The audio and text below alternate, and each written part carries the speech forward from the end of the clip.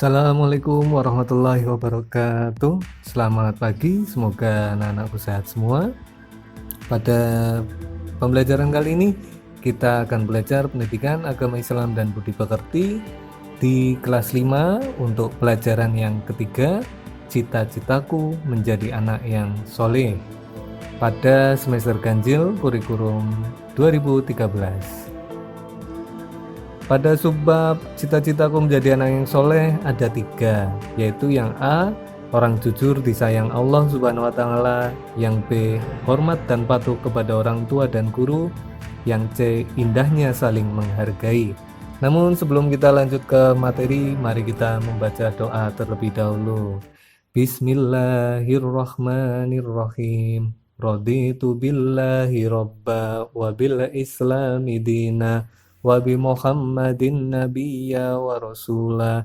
Rabbi zidni ilman nafi'an warzuqni fahma. Amin.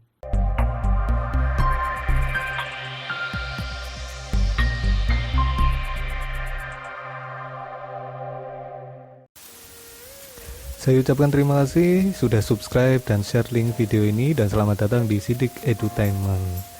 Jangan lupa untuk dukung kami, dukung untuk pembuatan video pembelajaran ini dengan subscribe dengan cara seperti itu dan nyalakan notifikasinya. Sebelum pembelajaran dimulai, silakan isi daftar hadir di kolom komentar dengan isi nama lengkap dan asal sekolah. Lalu tekan komentar. Terima kasih. Nah, pada subbab ini kita akan belajar tentang orang jujur disayang Allah Subhanahu wa Ta'ala dan pasti disayang oleh Allah Subhanahu wa Ta'ala. Ciri-ciri anak yang soleh adalah pastinya berbuat jujur, baik kepada orang tua, guru, di rumah, bersama teman, di sekolah, dia menerapkan sikap jujur. Lantas, apa itu jujur? Mungkin anak-anak ataupun pasti anak-anak pernah berbuat jujur. Jujur adalah sesuatu perbuatan di mana antara perkataan dan apa yang kita lakukan itu sesuai.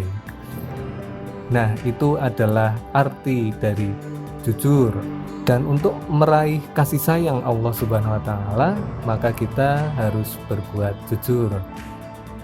Bagaimana caranya? Ataupun orang yang jujur ini ada 3 nanti. Pertama, jujur kepada Allah Subhanahu wa Ta'ala. Ciri-cirinya selalu mentaati perintah Allah Subhanahu wa Ta'ala dimanapun dan kapanpun. Kedua, jujur kepada diri sendiri. Ketiga, jujur kepada orang lain. Tidak ada yang disembunyikan oleh diri sendiri ataupun juga disembunyikan dari orang lain, baik itu perkataan, perbuatan, dan juga niat kita. Lawan kata dari jujur adalah bohong ataupun dusta. Bagaimana dengan ketidakjujuran? Nah, itu pun sama. Perilaku tidak jujur dapat mendatangkan petaka atau kerugian buat kita. Contohnya apa? Bagi siswa yang menyontek ketika ujian, mereka akan dinyatakan tidak lulus. Ketidakjujuran membawa kesulitan buat kita. Jadi, ayo hindari bohong dan juga dusta. Kita masuk subbab yang kedua, hormat dan patuh kepada orang tua dan guru.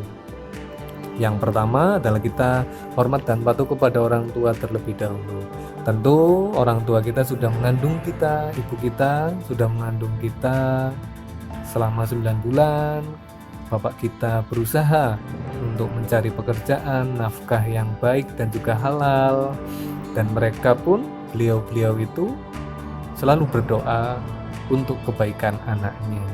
Ya Allah, jadikanlah anakku ini soleh atau orang yang soleh, yang taat kepadamu dan patuh kepada orang tuanya, serta berguna bagi bangsa dan negara.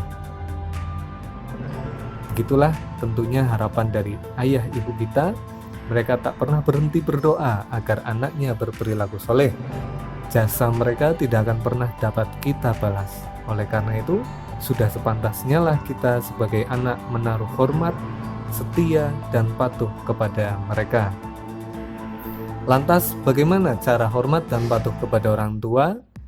Pertama, tidak membantah perkataan dan perintah kedua orang tua. Kedua, tidak berbohong kepada orang tua.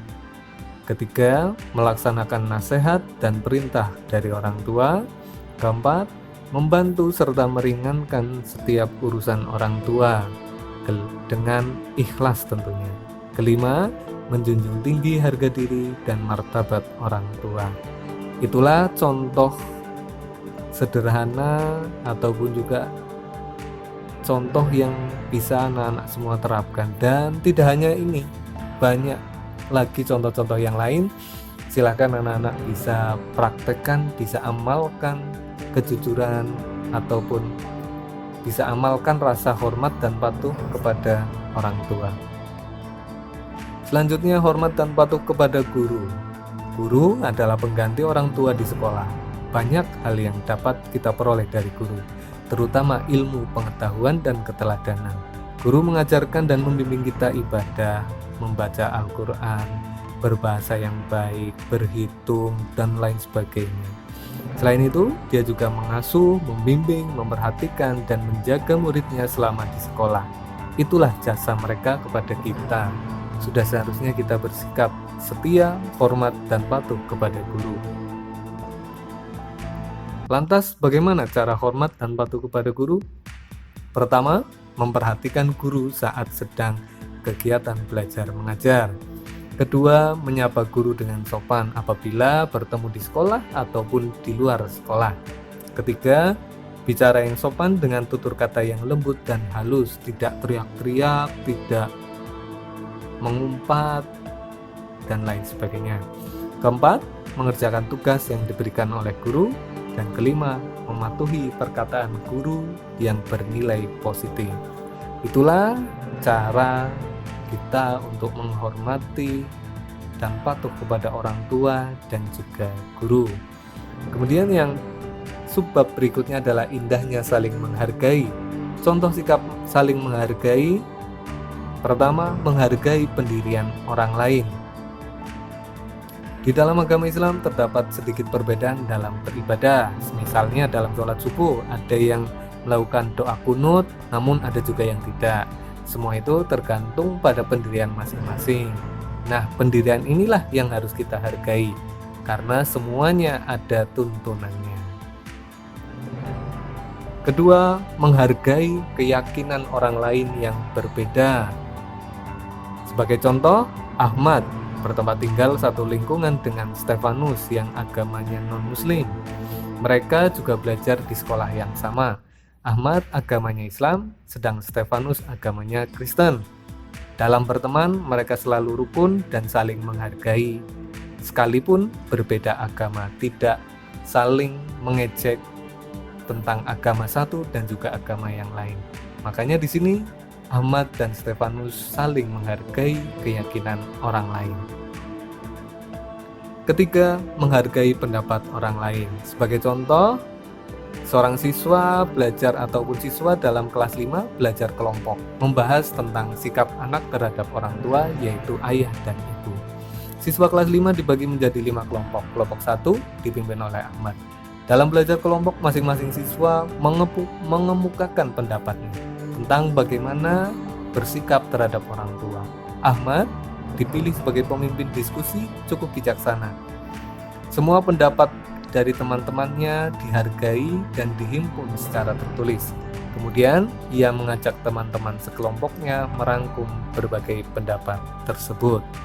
Itulah bagaimana kita bisa saling menghargai antar sesama manusia, sesama warga Indonesia, dan juga antar umat beragama.